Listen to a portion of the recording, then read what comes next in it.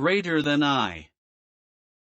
I and my Father are one, but my Father is greater than I. The conscious and subconscious are one, but the subconscious is greater than the conscious. I of myself can do nothing, the Father within me he doeth the work. I, objective consciousness, of myself can do nothing, the Father, the subconscious, he doeth the work.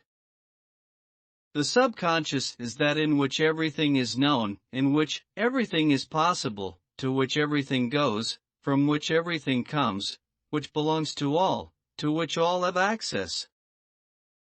What we are conscious of is constructed out of what we are not conscious of. Not only do our subconscious assumptions influence our behavior, but they also fashion the pattern of our objective existence. They alone have the power to say, "Let us make man objective manifestations, in our image, after our likeness."